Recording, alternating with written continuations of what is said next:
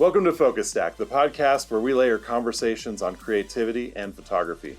I'm your host, photographer and educator Jim Ryman, and in each episode, I'll be sitting down with different photographers to learn about the stories, techniques, and inspiration behind their work. From creative breakthroughs to industry challenges, we go beyond the frame to uncover what shapes a photographer's vision.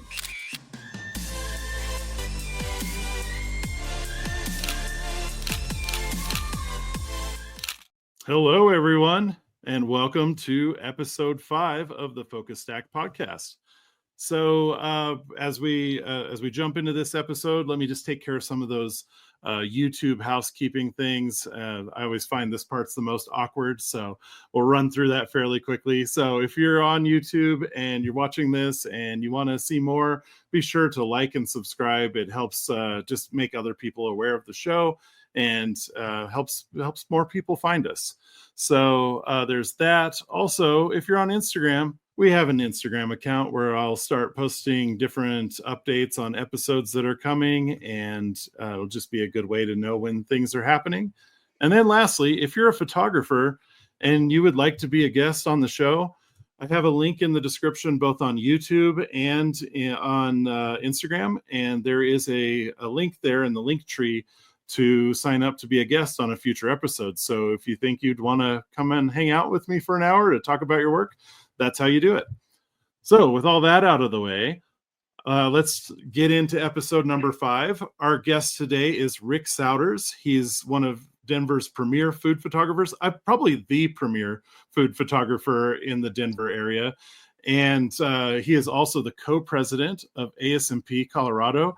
And I hope you're not hungry, because if you are, this episode's going to be really difficult for you because these photographs just make you hungry right away. So with that being said, let me introduce you all to Rick Souders. Hey, Rick. Hey, Jim. How are you? Good. How are you? I'm doing well. Thank you. It was a nice Sunday afternoon for you? Yeah, it's a warm weather, which I like. I've been teased too much this winter with warmth, so it was nice to get out and enjoy the day. All right. Well, that's great. Well, the way we usually start out is I ask the photographers who are here with us to talk about their path to becoming a photographer. So I was wondering if you could just share a little bit about yourself in that sense.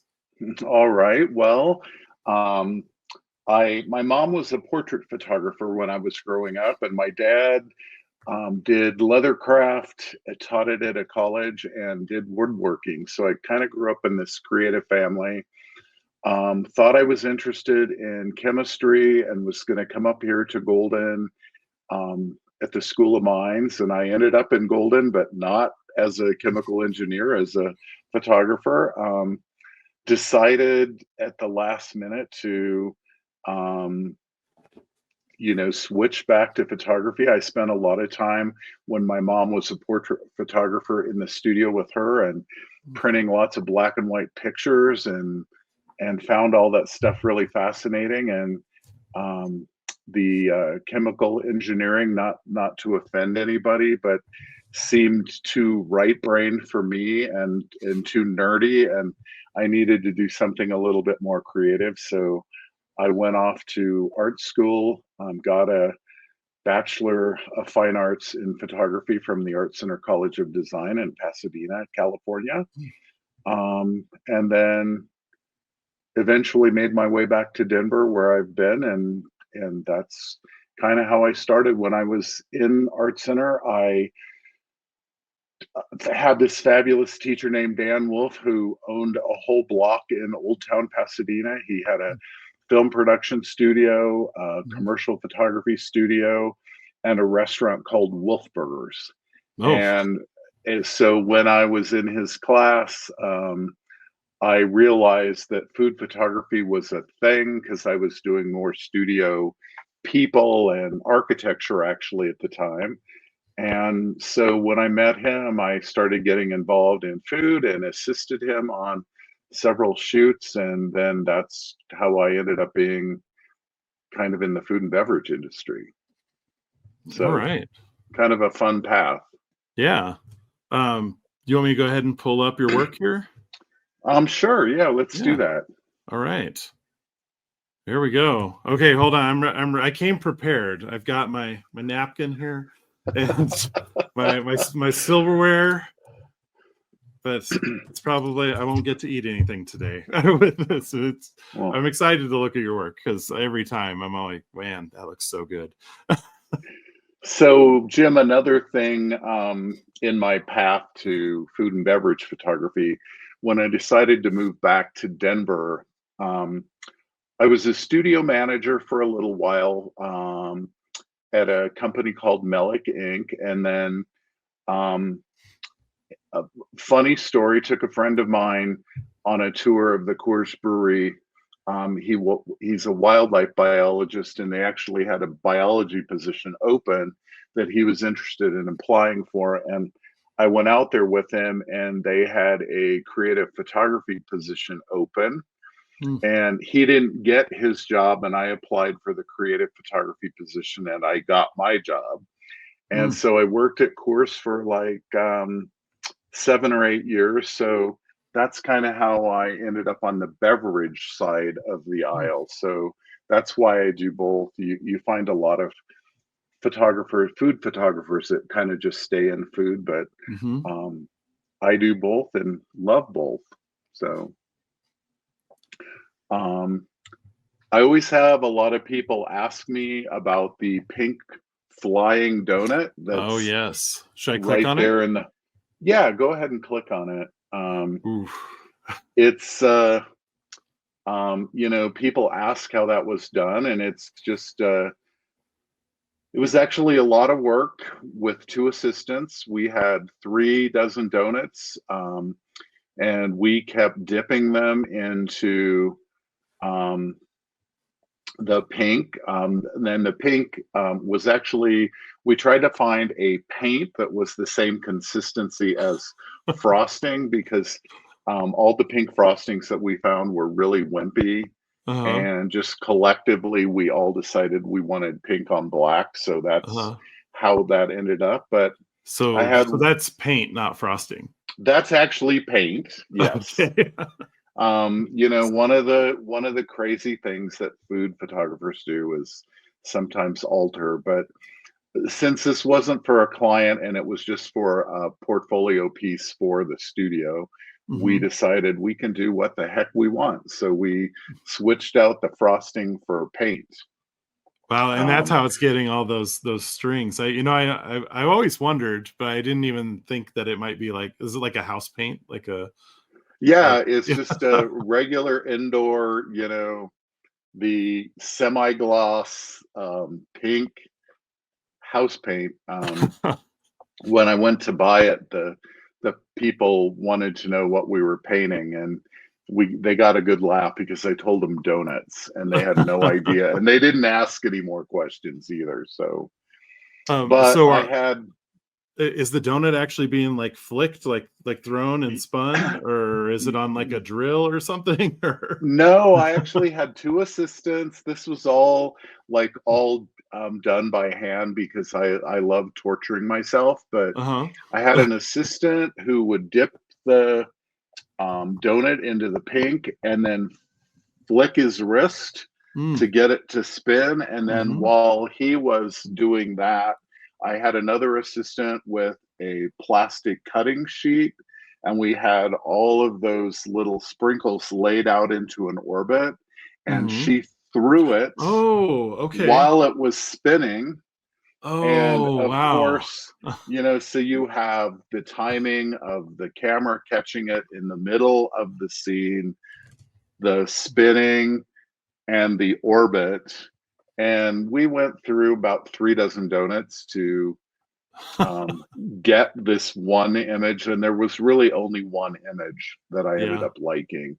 And then we also had pink everywhere on the soft boxes. We had the set all surrounded in plastic, but somehow I had pink paint in the studio for over a year. Oh, I can imagine. So about 3 dozen donuts. So there's 36 tosses. Yep. Oh, A couple of the donuts we were able to, if they landed on the backside where you couldn't see okay. paint that had gotten on them, we could Uh-huh. reuse them. So we probably had about 50 chances at getting this right. So, So but yeah, when I was looking at this, I was like, okay, well, I wonder if the sprinkles were like a separate throw, but you're saying it was happening at the same time. yeah, And all of it at the same time. so there's no compositing in this. This is what it is. Yeah, no, this is what it is. We took a few of the sprinkles out. Okay. Some of the sprinkles came like way too close to the camera, and so Oh, we okay. retouched those out. But Okay. other than that, they kind of did their thing, and that's what we ended up with. Yeah, I see those TikTok things where people put like beads on a tray and then like flick it up and it makes a shape as it goes up in the air. So it's kind of like that Yep. sort of thing.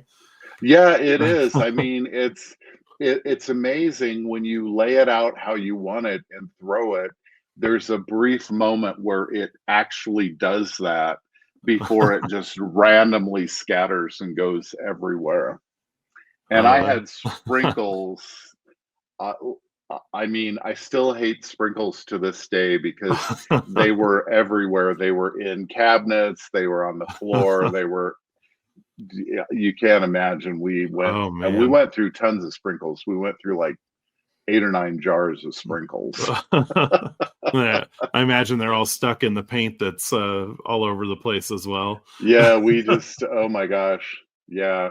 We thought we were like making this bulletproof set, but that soon failed us. Yes. But you forgot to cover the soft boxes with the plastic and stuff. Yeah. Well, we thought we had it high enough, but as we were flinging, we decided we needed a lot of velocity in there to get the Yeah. rotation to go all the way around. Oh And yeah. so, to get that velocity, the trail that's off to the left and up is like going up 4 feet into the air. Oh wow. So, um, yeah. So are we But talking like thousandth of a second? Like this is a really fast shutter speed, right? yeah, this was probably done at a 10,000th Oh, of a okay. second. Oh, nice. Yeah, All right. Very cool. Well, I'm thanks for sharing that story because I did not think about it being paint this whole time, and I'm like, man, that yeah. looks good. Maybe it's not as good as I thought. Well, I've had a lot of people ask, and it's one of those things in any kind of advertising that you don't tell people what you do unless they ask you. Uh-huh. And I know you really well, so I didn't feel like I could lie to you. So we did mix up um, pink frosting, and Mhm. it it we mixed it up really liquidy, and it Mhm. worked okay, but it just was the wrong color. Yeah. And so we went to the paint store and we said we want neon pink, and Yeah. they're like, okay, that's what we'll give you. I mean, this is that classic pink like on the Simpsons donuts, it's Exactly, and that's yeah. kind of what we were going for. Yeah. Oh, that's really cool. Thanks for sharing the story behind this one. Absolutely. Is there anywhere else that you wanna Yeah, kinda maybe travel click on through? the stills page and we'll Okay. just like maybe go down to the main dish there. The main dish. Yeah, those are all Alright. kind of separated.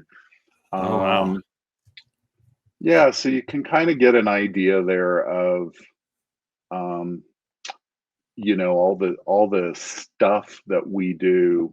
Mhm. Um, Oh, the man. the I, ones that are floating and stacked there, those were all this one here? yeah, The those were all shot in camera. We kind of had to position everything. So a lot of the fruit floating and stuff, obviously that's an easy add in Mhm. Photoshop, but we had to work this into a packaging graphic. So Mm. um, you know, we shoot with templates, so we know exactly where the headline falls, and Mhm. all that kind of stuff. So a lot of times we have really really tight spaces that we have to create in. And so this particular shot was for the protein company. And so we did a whole bunch of these of different proteins: chicken, sausage, burgers. It was pretty fun to do. The client was really cool and kind of let us do our thing, which is kind of fun. The egg is a real egg. It looks kind of perfect. I wanted to leave it a little bit more generic looking, but the client really made the food stylist make like the perfect sunny side up egg. And so she probably spent as much time on that egg as I did like on the whole set. Oh man. I mean, now that'd be So like the whole budget for the shoot, apparently, with the cost of eggs. yeah, probably. Yeah. So is this like is it like on skewers or suspended with any like Yeah, there's a lot of these are skewered and suspended okay.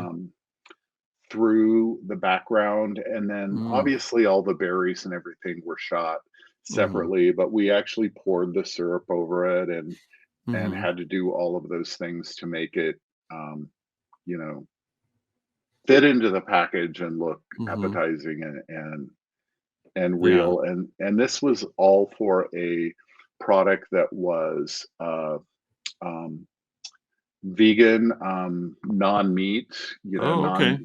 uh, that's such a popular thing these days. And so they wanted to take it out of the realm of a plated shot, and everything had to be like floating and exploding. And so we did a whole packaging line of that kind of thing. And that's what this is as well.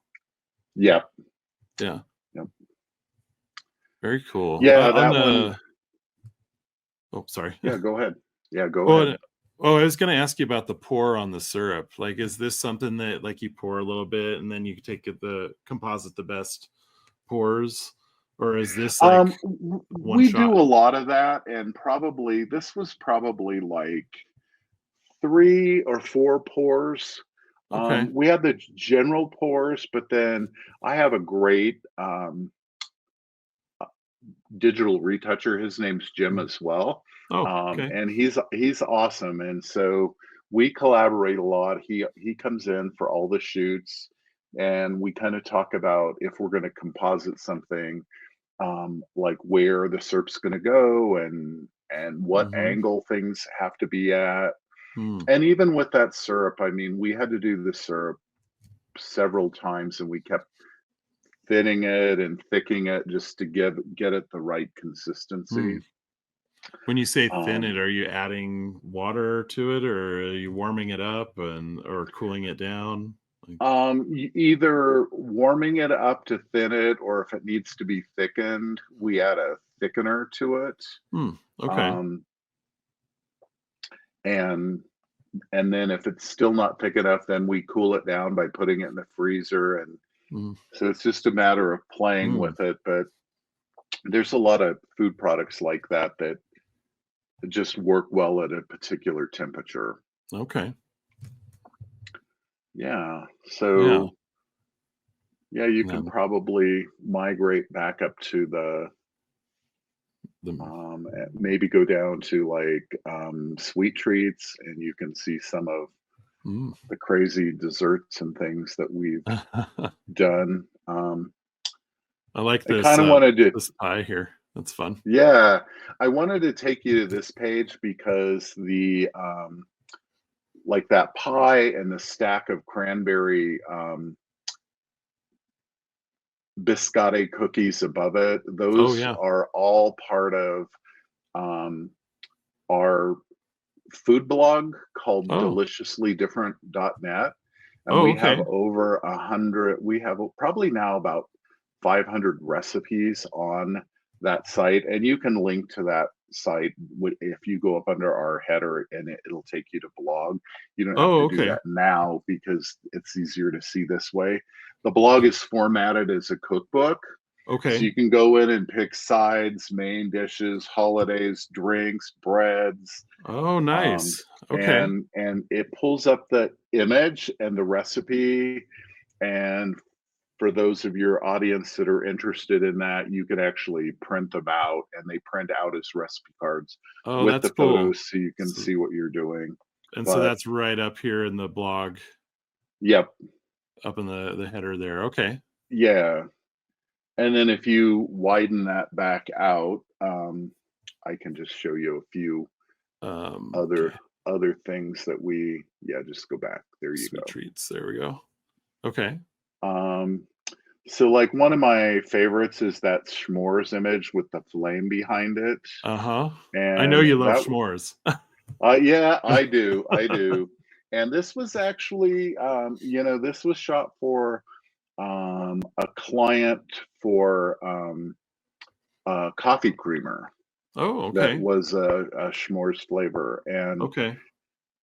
this is one of those examples. I just like to point it out because a lot of times you shoot things for clients Mhm. and they have to be like super clean and they have to fit into the Mhm. graphics because we do a lot of what I do is very commercial advertising Mhm. oriented for clients. So it's packaging, it's menu boards, it's magazine things, it's Mhm. web banners.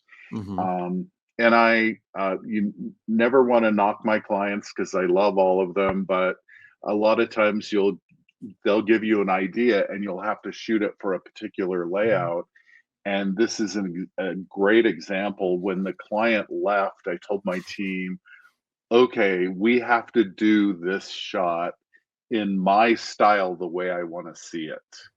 So Mhm. we pulled out these sprigs of um, branches off my blue spruce tree and brought the old barnwood background and then um, put some flames behind this, did like a quarter second lag in the exposure to get the flame to Mm. pop up. Nice. Um, and so we ended up with a really nice portfolio piece for ourselves. And we Yeah. do that a lot with um, photos that we do. I love experimenting and playing. So sometimes clients always bring a lot more food because they're Mhm. picky and we have to go through, cartons and cartons and just tons of product. Mhm. And there's always a lot left. And so we have extra stuff to experiment with. And then just kind of a nice side note for your viewers. I get asked this question all the time. Do you get to eat the food? Don't eat the Yeah, donut. if there's food left up, yeah, don't eat the donut for sure. If there's food left over that is still packaged, yeah, I give a lot of that to my crew, but we try not to be wasteful. So Mhm. we have a couple of food banks that get a lot of our extra food. Oh, that's cool. So we're not a wasteful studio in that sense. Mhm. Oh, Um, that's really so nice. that's yeah. So Maybe in this case, this was for a creamer. So the food you're advertising wasn't this. It was just to illustrate the flavor this was profile. to illustrate the flavor profile. Okay. Yeah. Cool. Um, and so whatever it is, whether we're shooting like chicken or steaks or Mhm. cookies or desserts, we always get mood boards and really Mhm. specific color palettes that have to Mhm. match the banners on the packaging and all that stuff. And Mhm. um, that's pretty easy for me. We have probably over 50 to 75,000 background elements, Mhm. backgrounds, napkins, plates, saucers, cups, you name it, it's probably Mhm. in the collection. And so it's easy to go back and take these elements and create something. And a lot of times our clients will see it and then they'll want to know if they can use it. Mhm. Um, and so I always say, yes, but I'll license it to you. Mm. But I don't usually.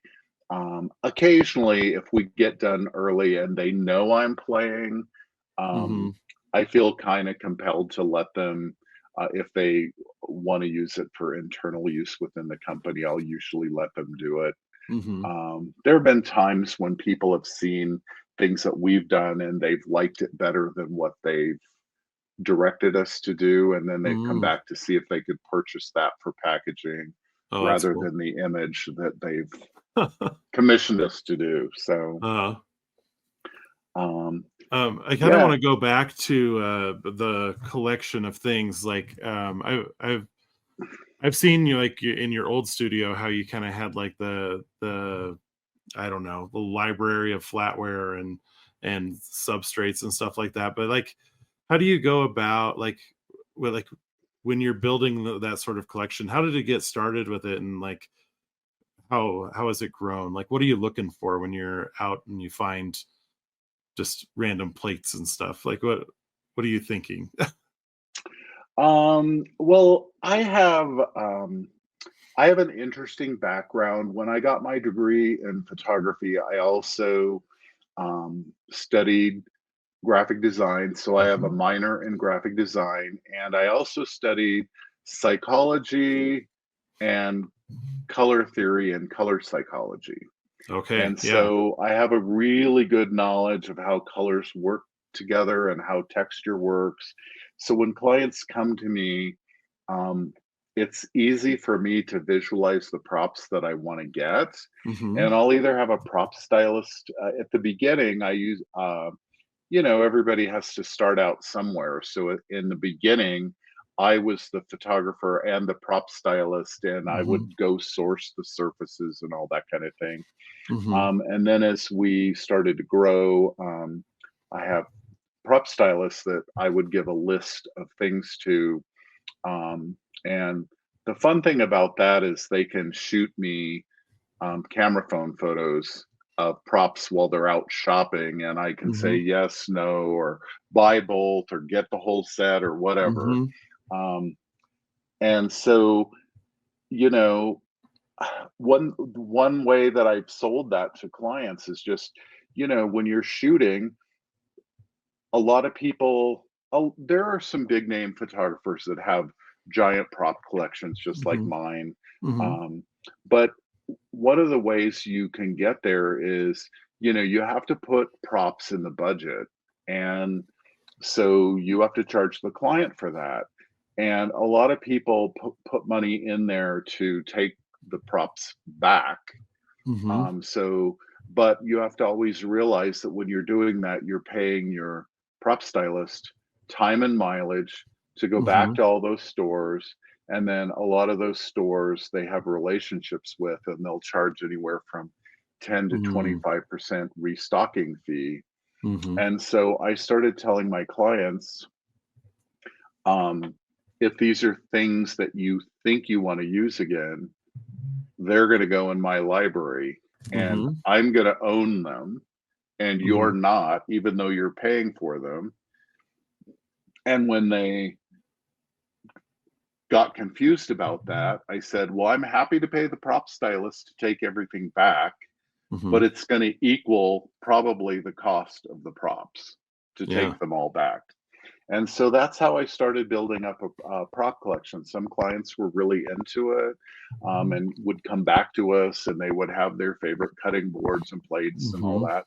And other clients would say no. And then the third route is, an art director or a brand manager would say, "Oh, well, if you're not taking those back, I'm gonna I'm gonna take them and I'll put them in our collection." mhm. Um, and I don't know if our collection was company collection or personal collection, but I never asked.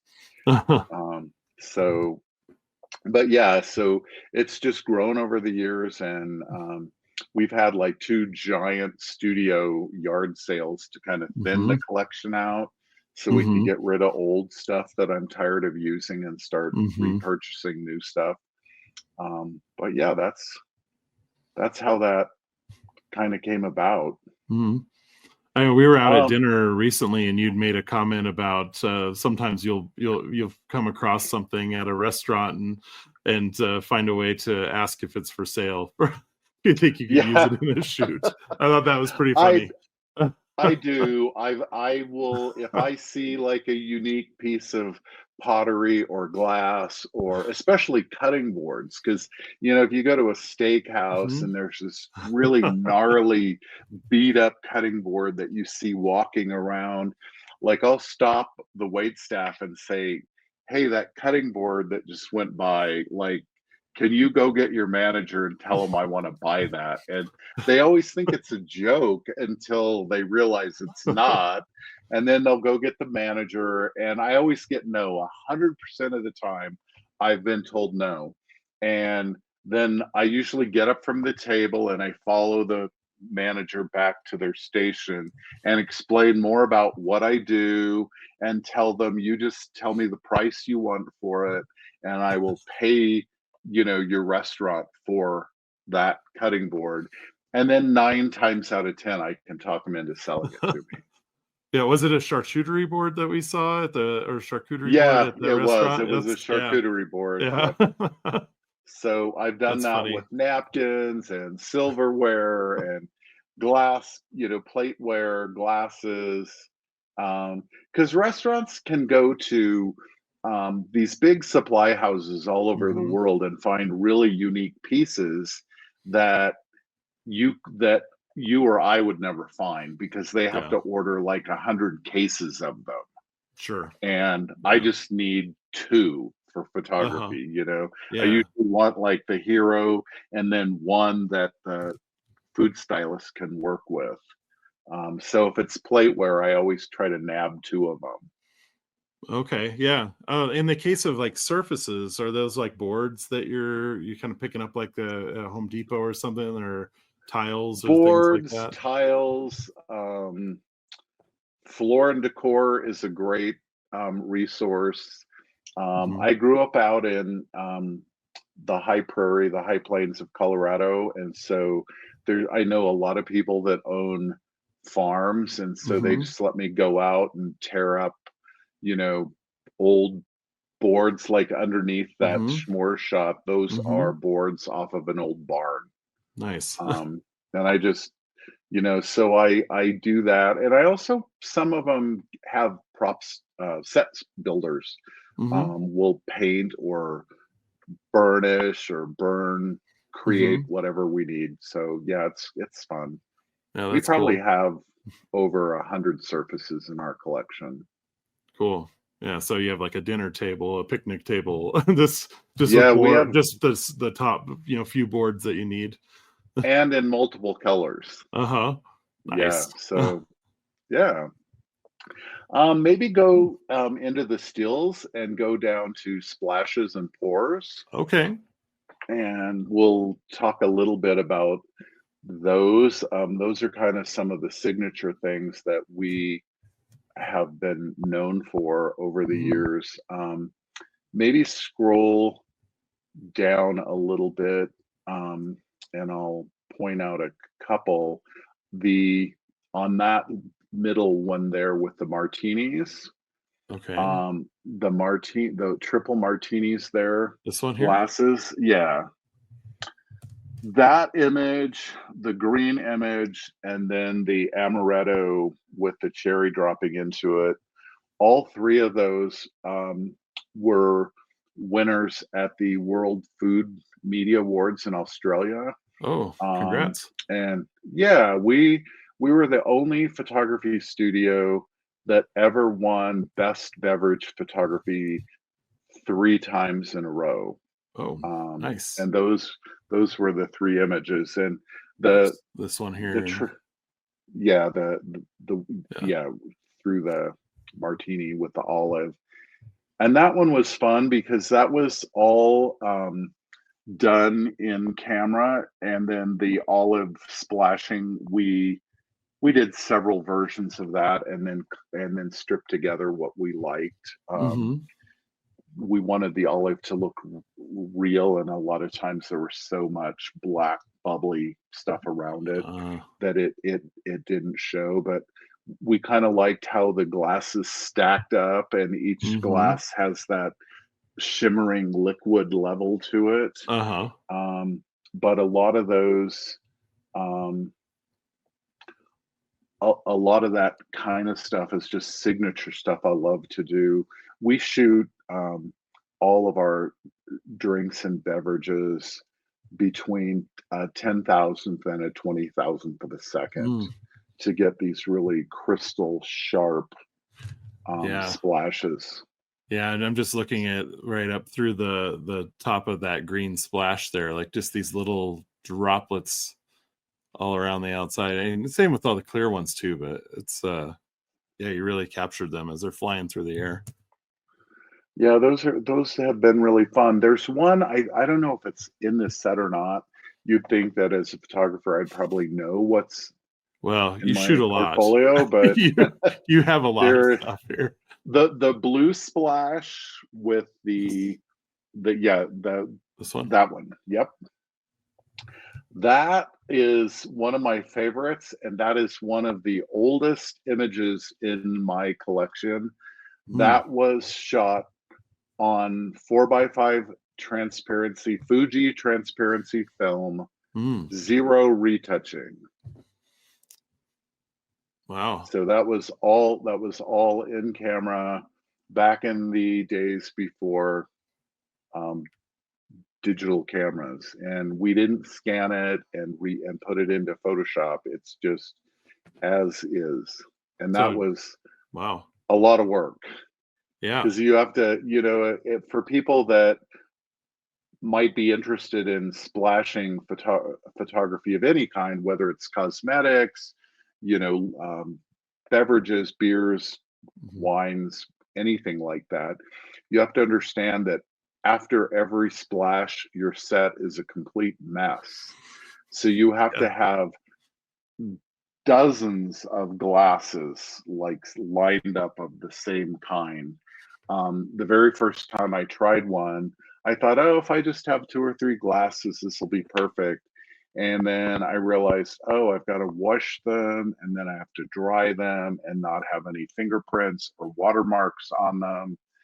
And so then I started buying just like a whole case of glassware so that as we went through them, you could Mhm. just keep switching out because it's enough work to clean up the set, but when Mhm. you have to clean up the glassware too, it's a lot of work. Oh, yeah. And so I So imagine you're wearing gloves, transferring one glass into the yeah, next one yeah. there.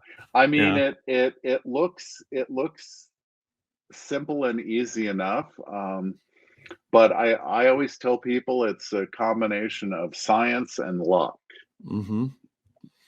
Um, Now, when you do stuff like this, are you using any specialized trigger, like a motion or sound trigger, or is it or are you just going with your gut and pressing when you think? I do both. I started out with a motion trigger. Mhm. And so if a cube or something fell down through the beam, Mhm. it would that motion would cause the strobe to go off, and then you could set the delay for whatever Mhm. fraction of a second you wanted. Mhm. And so that's where I learned about the volume and depth of displacement of liquid. Mhm. Um, so I know all about the size of things to drop and how high to drop them from in order to get the kind of volume of splash that I Mhm. want.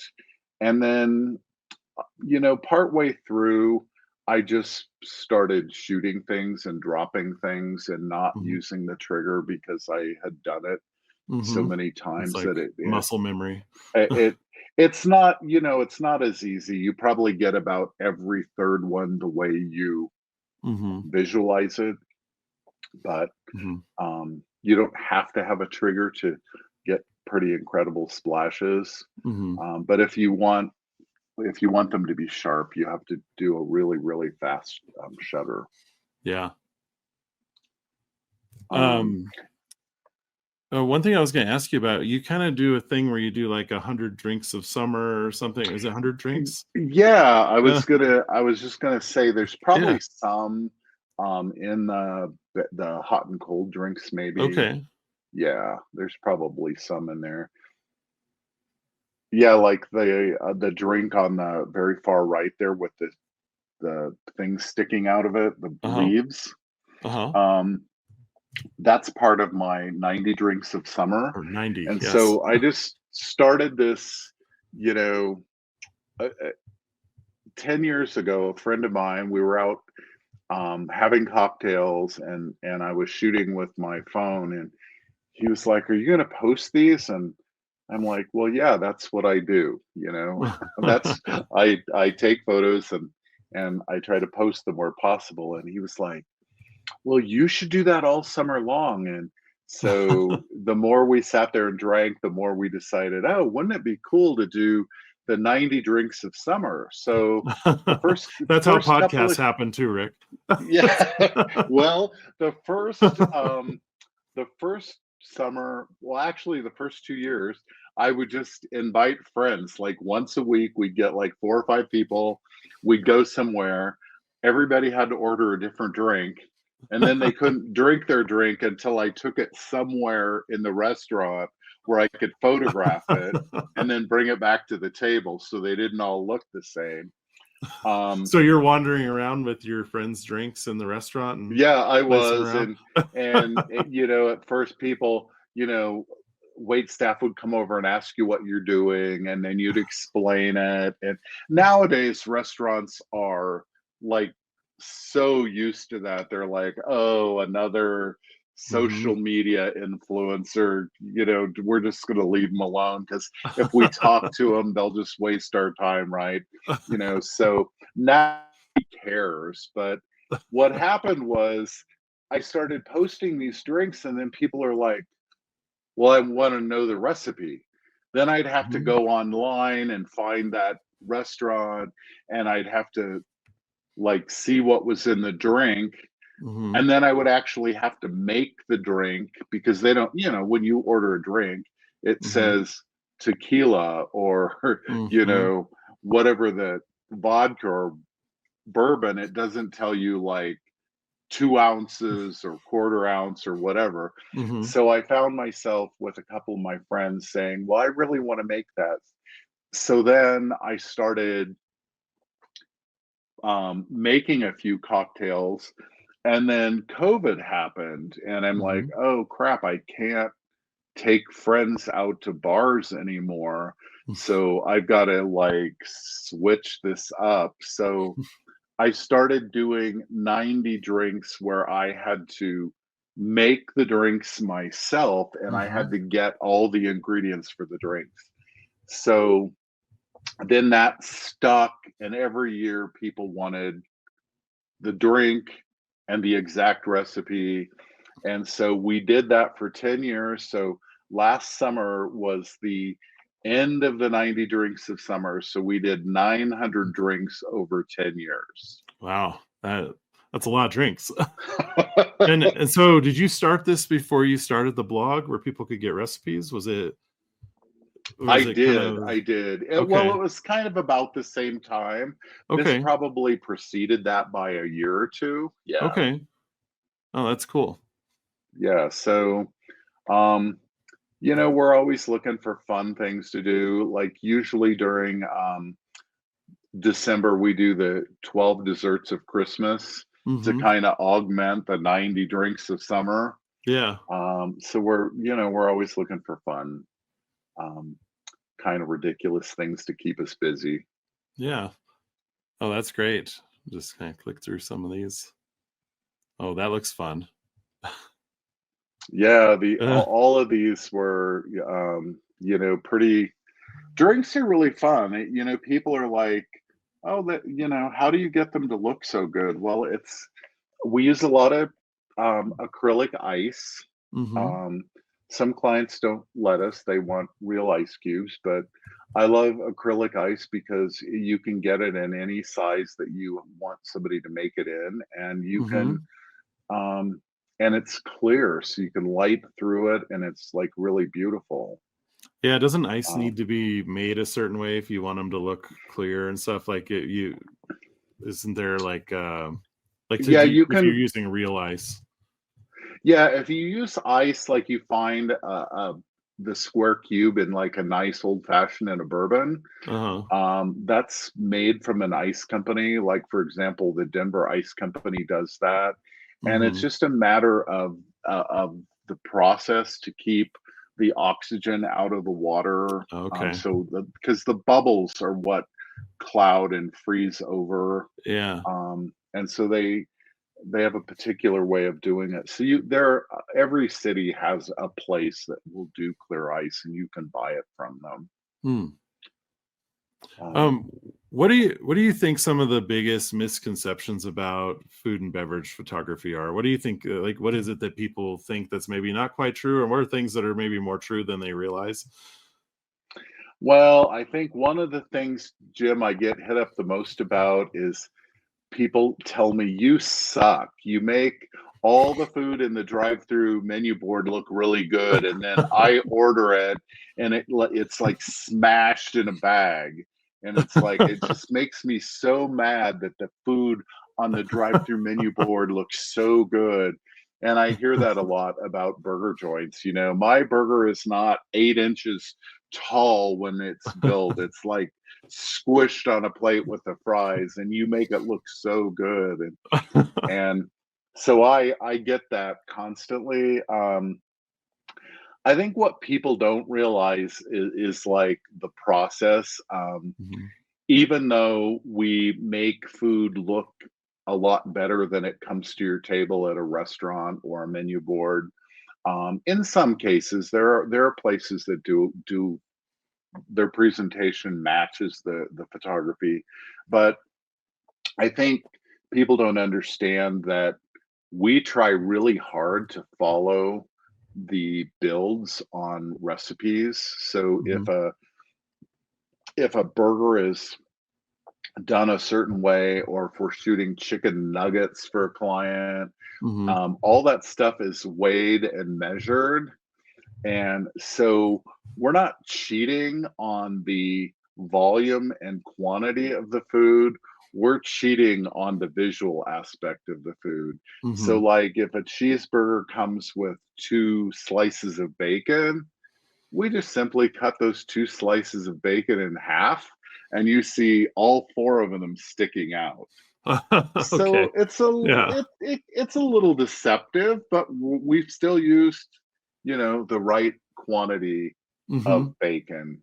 And we have clients that, don't let us deviate at all. We have some health food clients that are really, Mhm. you know, phenomenal to work with. And it's like, well, you weigh it out, and if you want more of something like granola or something, just take out some of the bigger chunks and put in smaller chunks, Mm. but it has to weigh like 10 grams. It can't be 10.01 grams. Okay. And so we have people that are all over the board. We have some clients that don't care, and honestly, I get annoyed with them because um, I've actually fired clients who have Mm. tried to go so far beyond making their product look good that it was just like 5 steps out of line with truth in advertising. Okay. And it's important for us and my team to, try to get the food right and still have it be what the what the client is trying to sell, and Mhm. not, don't put like a 2-pound burger in a shot where it's like a third pound patty. It's like Mhm. we try to use what we're supposed to use. I think most photographers nowadays, use what they're supposed to use and try to embellish. Mhm. But I think what people don't understand is the amount of time and effort that goes into Mhm. making something. Like when I'm in the studio, I have usually I have a brand manager or an assistant brand manager. I usually have a creative director or an art director. I usually have somebody from their social media team. Mhm. And then on my team, I have an assistant, I have a food stylist, and my food stylist has an assistant. Mhm. So I've got like two people making the food so that it Mhm. looks the way I want the food to look. And a Mhm. lot of times we have corporate chefs there, and I have to let them make it once, and then I have to stand there and tell them, okay, make this again, but I don't want you to build it. I want my food stylist to build it. Mm. And sometimes you get resistance, but Mhm. um, at the end of the day, um, I'm the one responsible for what the food or the drink has to look like. So I, I put my foot down and say, no, this is what we're doing. Mm. And it works out pretty well. Most people, when they learn the process, they're kind of surprised at the intensity and a lot of times you'll get food on a set and then you'll have too many chefs in the kitchen, so to speak, Mhm. and they won't like the napkin or they won't like the way the fork's on the napkin. And 15 minutes later, I have to say to them, okay, that's all good that you're critiquing the set, but let's focus on your food because it's now dying. And now we need, like, I can fix the napkin and the fork, but now the food stylist has to go back to the kitchen and start over Mm. because we should have been focusing your attention on your food and not on the props on the set. Yeah, And so a lot of it is educating people too. sure. So that's kind of a fun thing. And then, there's weird things that people do. You know, people always say, I've heard, that people use like toothpaste and Nivea skin cream and all that kind of stuff for Mhm. milk. Mm. And probably that happened a lot back, um, maybe when I was getting into the industry. We've never really done that. A Yeah, lot of I those always heard it was fake, Elmer's glue. well, Elmer's glue, the big one back in the day was skin cream, Oh. because it had a really slick feel to it and it wasn't as dense as Elmer's glue. Mm. Um, but you also, if you use those fake things, you also can't do things like ripples. Because when Mm. was the last time you saw Elmer's glue like ripple? Yeah, So we, just we splat. use, yeah, yeah. So we try to use the real thing. It Yeah, really does usually look better. yeah. And a lot of times with meats, chicken, hamburgers, they're just cooked on the outside and completely raw and rare in the middle. Mm. And sometimes they're even cold on the set, and then they're just repainted with an organic vegetable oil to give Mm. them that glossy kind of straight out of the frying pan look. Mm. Um, but if you cook it all the way through, you lose the plumpness of a burger and it just doesn't look as appealing. Mhm. So lots of little tricks. Yeah, is it I've always heard that, like, you can substitute the product as long as it or you can substitute an item as long as it's not the product you're advertising. Is that the That's pretty much the gist of the okay. truth in advertising laws. If Uh-huh. you like, if you're shooting ice cream, it Mhm. has to be that brand of ice cream.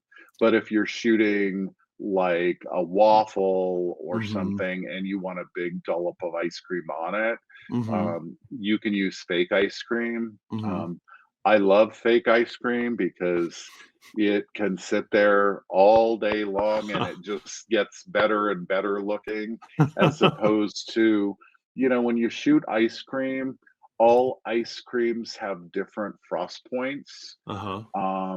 just because of the ingredients and because of the water content. And so that just means that they melt at different temperatures.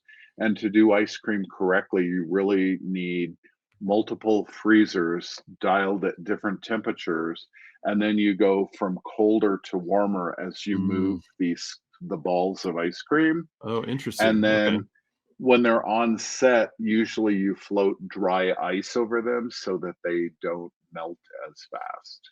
Okay. Yeah. Is the fake ice cream like a Crisco or like a some kind of like what is it? What is There, fake ice cream? there's a lot of recipes for fake ice cream.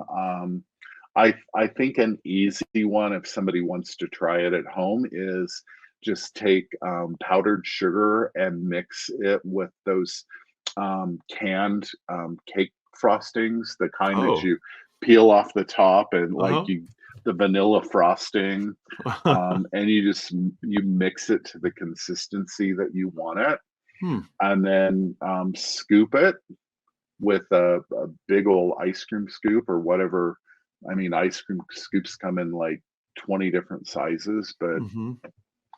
um, and it's hard. My food stylist is amazing. She can just make ice cream, scoop it. It's got the perfect, you Hmm. know, floral Yeah. thing with the skirt around it. I can get there, but it takes me three, 4, 5 times as long. So Yeah. Well, I mean, I there's can an do a art lot in of food. that. Yeah. Well, I can do a lot of food styling, but that's not, I mean, I tell when clients ask me to do that, I'm like, you know, that's like asking your auto mechanic to paint your house. He could Hmm. probably do it, but Hmm. there's somebody, he's Hmm. better at something else. And so like, no, I'm not gonna shoot your food. I'll light it, I'll make it look beautiful, I'll direct it, I'll have my food stylist fix the food. There are editorial social media things, sure, that I sell food for Hmm. because those are short-lived and people want them to be more real and organic and not Hmm. so set up and fake. We like to Hmm. say artfully messy in the industry. Oh, wait, what was that? It's artfully messy. Artfully messy. Oh, okay. Yeah. Yeah, that's what we call it. Oh, that's great. Um, I love the crumbs and the little bits and chunks that fall down on surfaces. Hmm. Um, some clients just want, clean, simple, but a lot of times people want, you know, other like you made it and cooked it at home and you cut Hmm. into it. And so we we shoot on fine china, we shoot on paper plates. It's whatever the client's demographic is. Sure. Oh, that's great. Well, thanks for sharing all of this delicious food photography with us. As we come here to a close, let me fix this here. There we go. As we come to a close, I was wondering, is there any advice you might want to give to an up and coming photographer interested in food photography, like something that you wish you'd known back then that you know now? I think my main advice would be to just study people's styles and try to find somebody that kind of is similar to what you might be interested in doing. Hmm. um, there's a lot of avenues out there to maybe assist for a food photographer and kind of learn a little bit about um, how that whole thing works, Hmm. because it is different. People say, "What? How is food and beverage photography different than just regular product photography?" And I would say the main difference is that any piece of food is organic, so you can shoot a photo of it, and then 10 seconds later, it's changed because it's Hmm. organic. It's Hmm. flattened, it's drifted, it's moved. Hmm. And if you're shooting a cologne bottle, the bottle's not distorting, the cologne's not evaporating out of the bottle. Hmm. And so there's just a lot more leeway there. And clients are pretty knowledgeable about those kinds of things. And so you just have to be really particular on set when you're shooting food, and pay attention to that and not be afraid to say to a client, hey, we're going to start over. I know Hmm. you love the set the way it is now, but your food has moved beyond It's like passed where on. it, yeah, this might work for like a quick social media, but this isn't going to be something that you would Mhm. want to use for advertising. So but I say that to people with any interest in photography is like learn all the styles and watch podcasts about people you like and go to their Instagram pages and go to their websites and learn some of the lighting techniques they use, and then go play and try to um, I think one of the things I learned in school is we had an assignment where we had to um, for 3 assignments in a row, we had to take an ad that the instructor gave us, and we had to duplicate the ad. Mm. And we That's a had good to, assignment, actually. That's, yeah, we had to go get the product, mhm. and you know, being the poor college student that I was at a very expensive school, one day I got handed this cologne, this men's cologne ad, and you don't know how it's shot, how it's lit. You try to research. It's hard to find, so you just have to sit and think through it. But I remember going down to Hollywood to buy this cologne, and it was like $200, and I'm like, "Oh my god, that's like my whole, like, living budget for the next couple of weeks." But there was, like, no you we couldn't make excuses. It's like, "This is your ad, bring it back as close to this as you can next week." And so I would shoot it and turn in my assignment and then keep my receipt. And the following day after the assignment, take the props back and hope that I would get my money back. But I Mhm. think the moral of that story is to find a style and like lighting and everything that you like and try to replicate it yourself. And some people have told me, well, isn't that ripping somebody off? And it's like, well, really, when you think about it, in life, every day that we move through life, we're ripping off something that we saw. All of our feelings and emotions come from experiences that we have Mhm. and that we create and that people give us. Mhm. And so if you take all of those things and you find photographers that you like the style, you like the lighting, you like the look and feel, then just go out there and take one of their images and try to replicate it. And in that process, you won't learn that you maybe didn't get close to what they were doing. You'll learn how you can take a form of lighting and turn it into your style, and a form of set styling and propping and turn it into your style. Mhm. Because you and I can look at photographs and probably figure out pretty precisely how somebody created the light and what the surface was, or if something was AI generated versus Mhm. photograph. But people that are starting out in the industry, don't necessarily have all of those opportunities to know a certain kind of light Mhm. bank or a certain kind of shape or diffuser.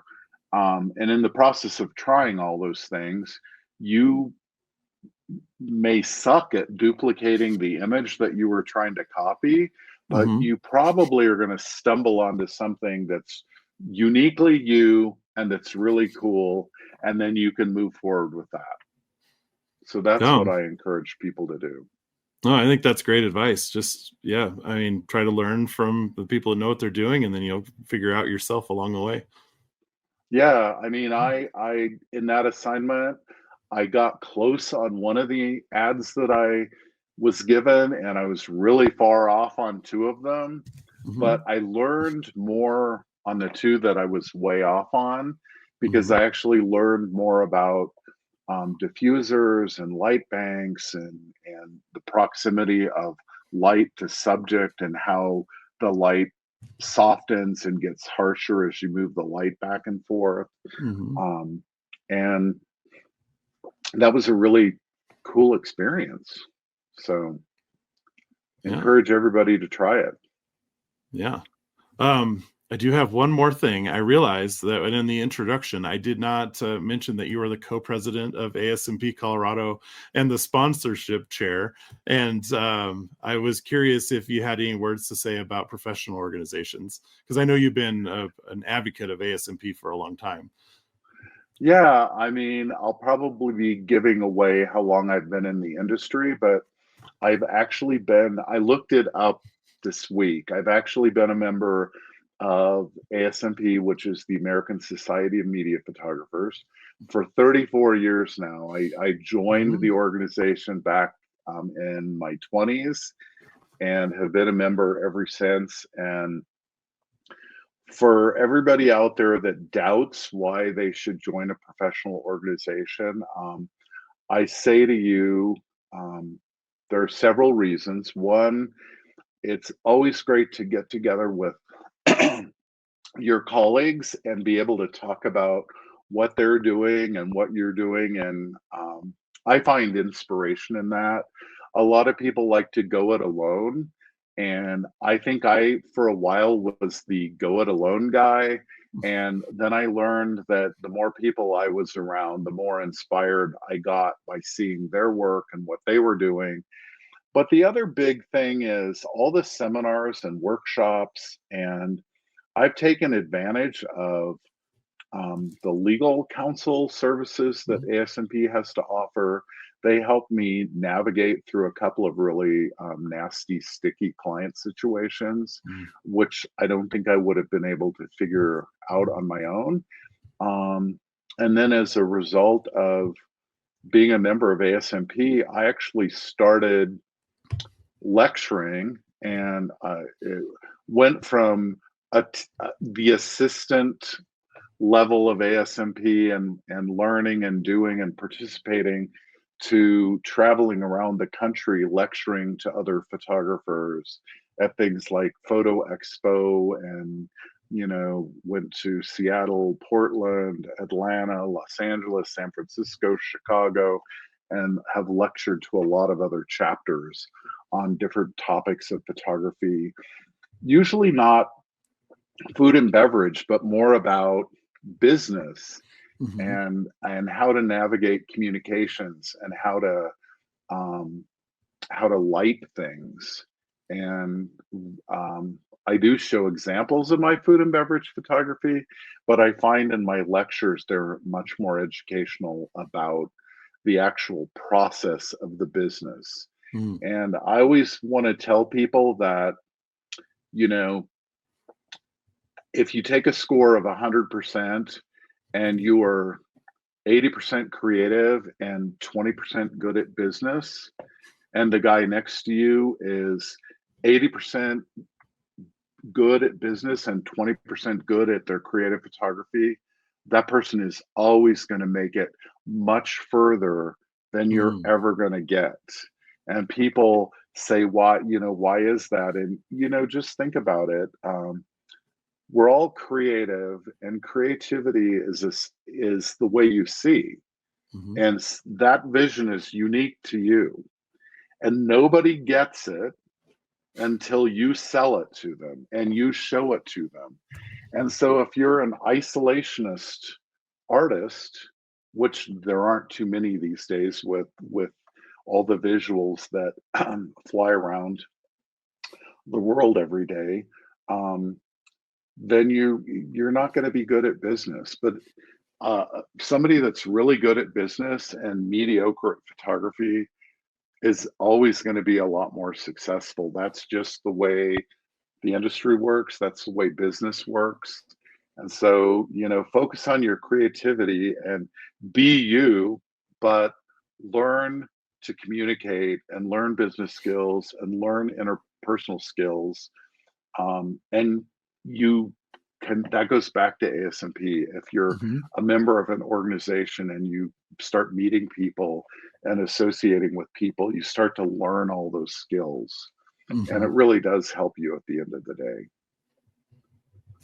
Excellent. Thank you so much. I appreciate you making some time to hang out with me today and show everyone some delicious food. If you, Absolutely. I don't know, do you want to share your Instagram? I just realized we don't have that on there. Do you have? Yeah, it's just at Souders, Souders, 1301. Okay, great. And they can find that on your website as well at Yeah, Souders you Studio. can you can go to Facebook, you can go to Instagram, and you can go to the blog, and you can take a studio tour all on the Oh yeah. website. Oh great. And So definitely go to the blog and get those recipes, right? yeah, yeah, for sure. All right. Well, thank you so much, Rick. I will see you at the next big ASMP event. All right. Yeah. Thank you, Jim. Appreciate Yeah. it. Yeah. See you later.